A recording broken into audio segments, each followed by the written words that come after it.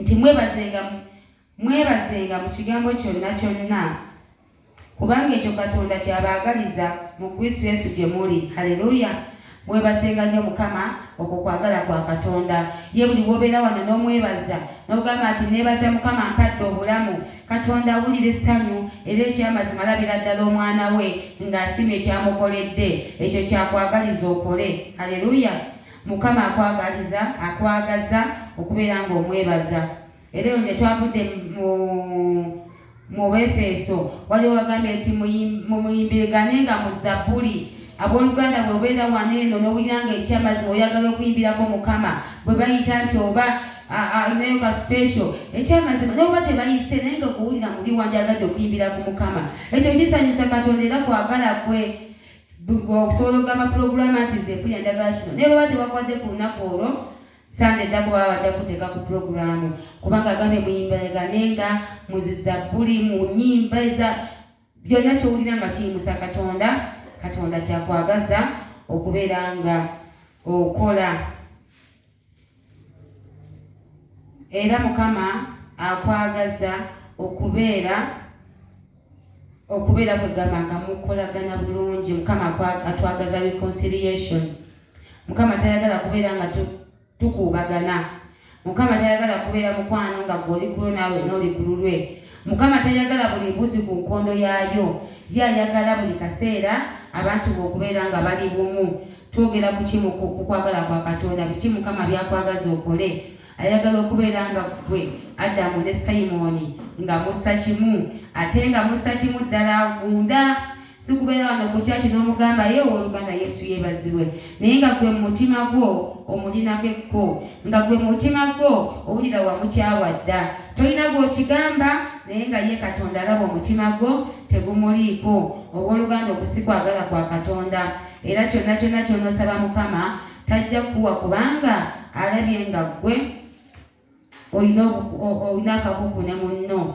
Ogamba nti nze yankola kibi nnyo sobola musonyiwa, ate gwe wadda mu maaso ga Katonda ng'omugamba Mukama onsaasire, onsonyiwe Mukama, nakoze bubi bwe nti Mukama ansonyiwa, naye ng'ate gwe munno tewamusonyiwa, mbu kye yakola tekisonyiikika. Ebyo Mukama tabyagala. Mukama tabyagala, wabula atwagaliza okubeera obumu mu Mukama waffe Yesu. Petero ekisooka 2:15. Petero ekisooka 2:15. Bayibuli egambye nti kubanga Katonda bw'ayagala bw'atyo mmwe okusibisanga obutamanya bw'abantu abasirusiru nga mukola obulungi ng'ab'eddembe, so si ng'abalina eddembe lyammwe olw'okussa obubi, naye ng'abaddu ba Katonda. Haleluya. Mukama yeebazibwe. Bayibuli etugambye nti Katonda bw'atyo bw'ayagala mmwe okusibisanga obutamanya bw'abantu abasirusiru nga mubakola obulungi. Yesu yeebazibwe. Abooluganda ekyamazima tubadde tulemeddwa okubeera nti oli yakwogerako ebigambo, oyo olaba na waluganda naye yanjogerako bwati ne bwati ne bwati, kale bannange siri musonyiwa, nze mpulira nga nekyaki eyo yantama lwagundi, kyaki eyo terina kwagala, simanya kyaki eyo tekola ki, mulimu ebigambo. Obooluganda Mukama atugambye tusirisenga ebigambo by'abasirusiru nga tubakola obulungi. Oba oli akwogeddeko ki muganda wange, gwe fuba okulaba ng'ebigambo ebyo obisirisa. Weefuula tabiwulidde, biyingirire muno bifulumire muno, oba biyingirire muno bifulumire muli. Naye bw'oneetikanga kyowulidde muganda wange wandiserera n'ogwa, wandidde emabega kubanga olemereddwa okukola Katonda kyayagala. Mukama akugamba kubisirisanga, Mukama akugamba kubeera ng'otabagana, naye gwe owulira nga nedda tokisobola kubanga yakwogerako. Neweerabira nti eggulu ogenda kuliyingira wekka, naye agenda liyingira yekka. Tewali anaasika mama Enjo, togenda kunsika ku mukono ti mama Gloria owagamidde jangu tugende. Nze ekinnemezza eno kubanga naleka okusonyiwa Pawulo yanjogerako ebigambo mutomanyi kusinza.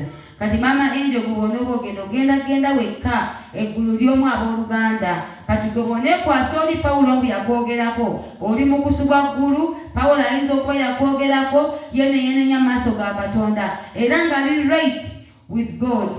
Naye ng'ate gwe Pawulo gwe weekwasa Pawulo, ate Pawulo ye nenyadda Mukama nsonyiwa namenya amagulu omutima namwogerako bwe nti kati gwe okyamusibye ku mutima oli ku bigambo biri nti yakwogerako ogenda kusubwa eggulu owooluganda mba Pawulo yakuyiteko bulambalamba agende. Kati abooluganda tusirisenga ebigambo ebyo tumanye kyetuteekeddwa okukola. Obuweereza bw'omu bw'oba oweereza Katonda weereza ng'omanyi oyo gw'oweereza. Yesu yeebazibwe. Petero ekisooka 3:16